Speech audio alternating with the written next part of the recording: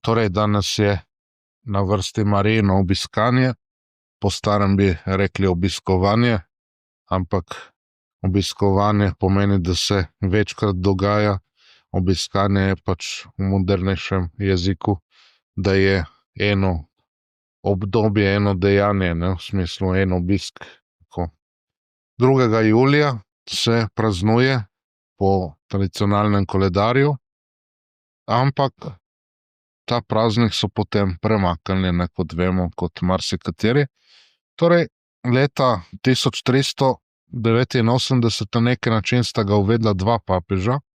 Papež Urban VI kot tisti, ki ga je nameraval uvesti v upanju, da bo končal veliki zahodni razkol, in papež Bonifacij IX je dejansko podpisal potem odlok, ker je Urban VI umrl, preden je lahko to naredil. Praznik je bil takrat določen za 2. julij in je tam ostal do 69. leta, kot smo rekli, takrat je bil prestavljen na 31. maj. Kaj so rekli oni?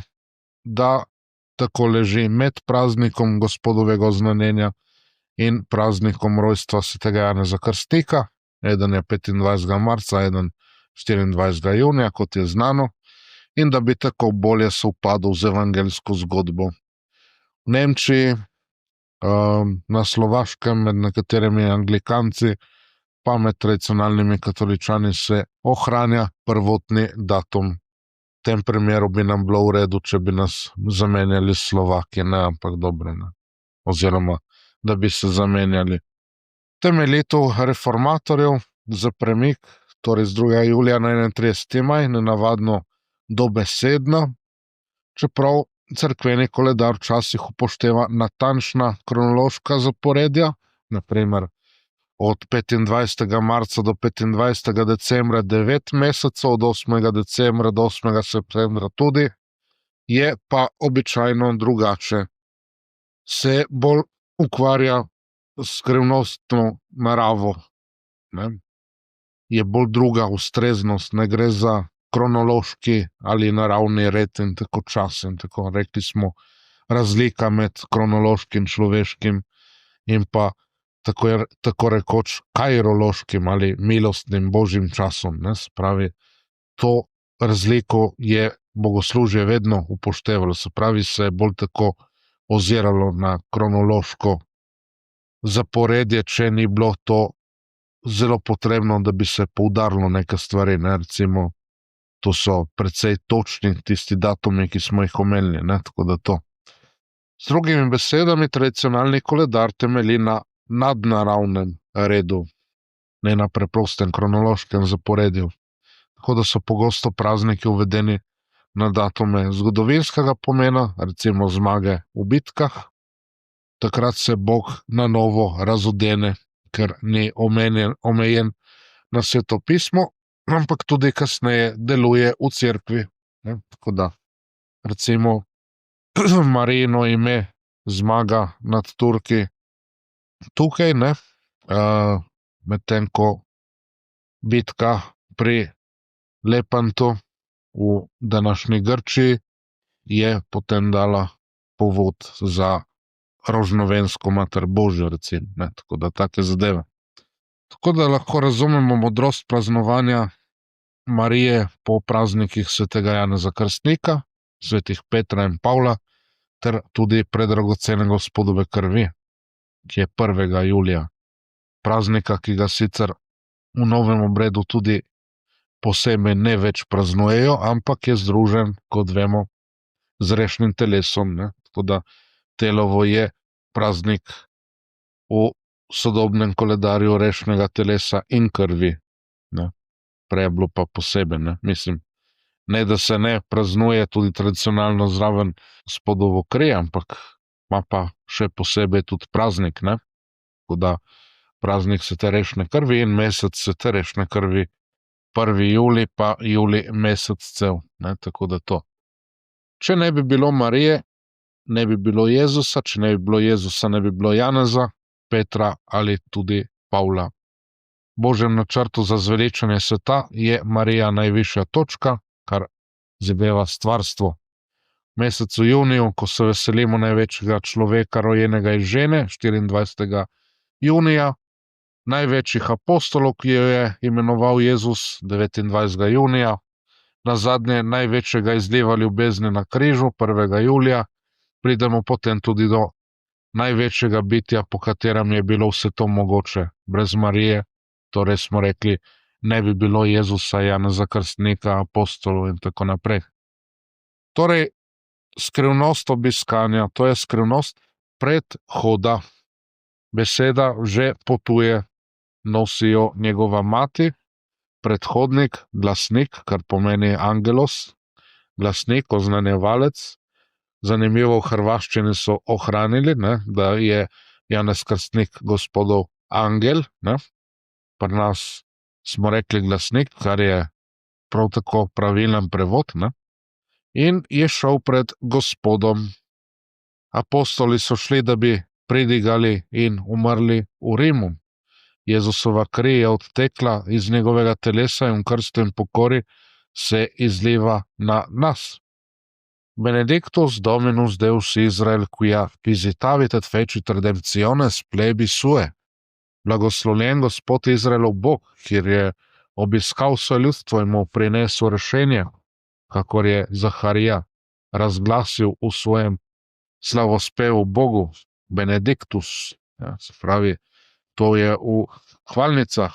Pridemo do 2. julija, pridemo do prvotnega predhoda, ki določa vzorec za vse ostalo.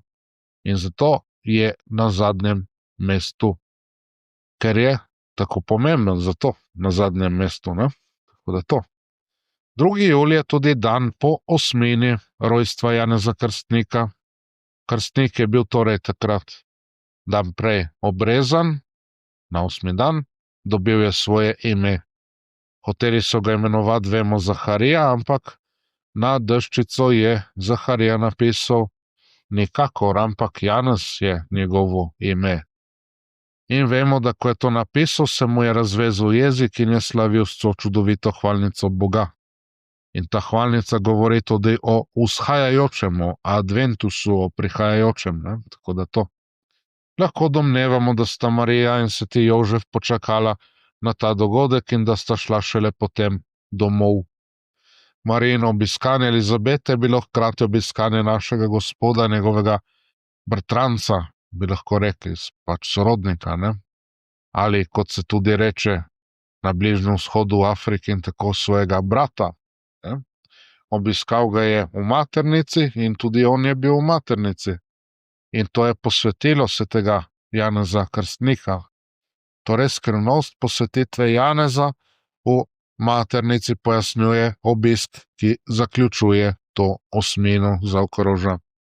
Dom Prosper Grange komentira to zadevo, pa se sprašuje, zakaj je bil ta obisk Marije izbran kot praznik, ki bi spomenil na spravo med seboj sprtih strani krščanstva v 14. stoletju, na zacelitev velikega razkola zahodnega. In takole pravi: tu se Marija še posebej pojavi kot skrinja zaveze, ki nosi v sebi Emanuela, živo pričevanje o bolj resnični spravi, o bolj vzvišeni zvezi med zemljo in nebom, kot pa omejena pogodba o suženjstvu sklenjena med Jahvejem in Judi sredi grmenja groma. Z njeno pomočjo so vsi ljudje precej bolj kot po Adamu zdaj med sabo bratje. Kajti tisti, ki ga skriva v sebi, bo prvorojenec velike družine Božjih sinov. Komaj je spočet, pa se zanj začne mogočno delo splošne sprave. Ali tudi univerzalne bi lahko prevedli, ampak rečemo splošne. Nadaljuje: zato danes zapojmo pesem radosti, kajti ta skrivnost vsebuje zametek vsake zmage, ki jo je dosegla cerkev in njeni sinovi. Od zdaj naprej se sveto skrinjo nosi na čelu vsakega boja, ki ga vodi novi Izrael, torej cerkev. Ločitev med človekom in njegovim Bogom je končana, med kristjanom in njegovimi brati. Stara skrinja ni mogla preprečiti razkola med plemeni. Od zdaj naprej pa, če se bo razkol in kriva vera še nekaj kratkih let upirala Mariji, bo to le zato, da se na koncu še bolj izrazito pokaže njeno slavno zmagoslavje. Takole nekako pravi Don Prosper Géranger. Torej, če se bosta razkol in kriva vera še nekaj kratkih let upirala Mariji, to so tudi današnji časi, ne, seveda, že kar nekaj časa pravzaprav, ampak to so kratki časi, kratka leta v božjih očeh. Prevladujeta, bi lahko rekli, virtualni razkol pa očitna kriva vera, ne. Se pravi, razkol, ki je in ga ni hkrati, ne. Bolj kot kdajkoli prej pa vidimo, ne, se pravi, očitna kriva vera, ne. Dobro, vsaj v tem materialnem smislu. Ampak, kot je rekel Géranger, to je le zato, da se na koncu še bolj jasno pokaže Marijino slavno zmagoslavje, ali kot je rekla v Fatimi, da bo na koncu njeno brezmadežno srce zmagalo. Tako da, kakršnokoli, kot smo tudi včeraj rekli, spletno udrihanje in precej bolj zaleže, bi rekli, prizadevanje za lastno posvečevanje pa posvečevanje bližnjih ter za svojo skupnost, ki ji pripadamo, bolj kot neko udrihanje tam po spletu, ne. Nima to preveč smisla, ne dosežemo prav kaj dosti s temi zadevami. Dragocen čas porabimo za take stvari, ki so na koncu brezpredmetne. Se pravi, v starih molitvah cerkve še vedno slavimo, danes so nemoderne, vemo, ne. Recimo v postnem času so kar izločili Dignare me laudarete Virgo Sacrata, dammi qui virtutem contra hostes tuos. Dovoli mi, da te slavim, sveta devica, daj mi moč proti tvojim sovražnikom, ne, to so odstranili. Kot da ni vzklika, ne, v sodobnih teh molitvenikih po zdrava angelov gospa, ne, se pravi to. In vemo tudi Gaude Maria Virgo cunctas sereses sola in tremisti. Veseli se devica Marija, ti sama si uničila vsa krivovirstva, vse herezije stujko. Marija pozdravi Elizabeto, pa se pozdravita tudi otroka v maternicah, če mal nadaljujemo z razmišljanjem.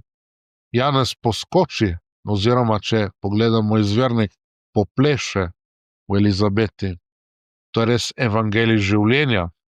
To pomeni, da ljudje so od nekdaj vedeli, kdaj začne novo človeško življenje. In zato je tako pomembno, kaj delamo in kako se obnašamo, še posebej v tem času pred samim rojstvom otroka. Dete se v materinem telesu ne hrani le s fizično hrano svoje matere, ampak še bolj z nematerialno hrano. Če je to res blagoslovljena doba, če je to res človeški advent, kot lahko tudi označimo, ne? Če je to pravi čas, ne? Potem se bo skupaj vse poznalo in nadaljevalo po samem rojstvu. Ampak ljudje adventa kot takega ne izkoriščajo danes tudi za to dobo, ko otrok še v materinem telesu, dostikrat velja, da se jo preslabo izkoristi. Elizabeta potem blagruje Marijo in ji nadene tisto, kar najbolj označuje Marijo, pravi, blagori, ki je verovala, da se izpolni to, kar je Gospod obljubil, ne, pravi, Marija je tista, ki je verujoča, ne, veruje in se odpravi in ni težko prav nič. Elizabeta in Zaharija sta bila v človeškem oziru jalova, neplodna. To smo včeraj prebrali, ne, pri devetdnevnici, ampak zgodil se je čudež. Bila sta že v letih, pa se je zgodilo. Marija nas z Jezusom obiskuje v naših vsakdanjih rečeh, ker nas niti Bog ni prišel odrešiti na neki spektakularni način, ampak na vsakdanji način. Tako nas odrešuje in posvečuje skozi naš vsakdan, prek vsega tistega, kar nas vsak dan razveseljuje, pa tudi žalosti in ovira. Zakaj mu ne bi tega darovali, posredovali, odprli svojih src? Pojdimo torej tudi mi na pot, ampak na način, na kakršnega se je odpravila Marija. Rečeno je, da je šla v naglici, ampak to je mišljeno drugače, kot mi razumemo ponavadi, ne? neprestano se nam nekam mudi, smo vedno v neki zamudi, tudi danes ne se je to videlo. Tem se praviloma zgodi, da tudi kaj pozabimo, tudi to se je včeraj nekaj zgodilo, ne, tako da dobro. Marija se pripravlja in odpravlja, bi lahko rekli, to v naglici, da se odpravlja z gorečnostjo, ne. Da pride do Elizabete, da Jezus pride do svojega predhodnika, ne, torej to jo nekaj tako močno žene, jo nekaj tako močno vznemirja, ne, zato ta v naglici. Torej, milost v Svetem pismu in v odrešenski zgodovini, torej v cerkvi, ni posredovana nekomu, ampak je posredovana po nekomu, ampak za vse, za skupnost, za cerkev, ne. Torej, je dana za druge, tudi ti milostni darovi, harizmata, ne, se pravi, je darovano za druge, po nekom, ne zato, da se bo nekdo hvalil. Ko da mnogi danes mislijo, se bodo izkazali pa pokazali, kako dobri so, imajo neko moč, neko sposobnost, se bodo hvalili, ne. Elizabeta ni potrebovala, da bi se ji Marija hvalila, je že vedela, kaj je na stvari. Obe sta našli milost pri Bogu, zgodilo se jima je nekaj nadvse velikega, ampak če bi to drugim posredovali, kaj bi drugi videli? Rekli bi, kakor so rekli Ani, tam, ko je imela to svoje videnje, obiskal Gospod, ne, v Stari zavezi, da je pijana, ne, so rekli, ne, spravi, kaj pretiravata vi dve ženski, ne, kaj sta spili, nekaj močnega sta spili ali pa skadili, ne, torej sta samo spočeli otroka, kaj se tako veselite, ne, noro. Danes svet se itak ne veseli tega, ne, prej žalosti, ne, bi se pa mogli zelo veseliti vsakega novega bitja, ne. Ampak vidimo, ne, potem si pa naumen, ne, mislim, morda ste tudi sami to doživeli, ne, da je kdo rekel, ne, a spet. Tako da, to, ne, biserov se ne meče svinjam, zato je treba Božje milosti, kamor spadajo tudi preizkušnje, deliti z nekimi sorodnimi dušami po veri. Takrat to milostno zaživi v vsej svoji polnosti, postane res odrešujoče. Ne gre samo za komuniciranje dveh odraslih oseb, ampak tudi, kot smo rekli, komuniciranje dveh nosečih mater in njunih otrok. Če bo v enem kristjanu Kristus in je ta še v drugem, potem je vse rešeno in je komunikacija na precej višji ravni. Zato je toliko pomembno delati za milost, ne. Če se srečata dva kristjana, ki imata v sebi spočetega Kristusa, ne, torej posvečujočo milost, kakšno veliko veselje, kakšna velika radost, ne. Tako da premišljujmo to lepo in veliko skrivnost.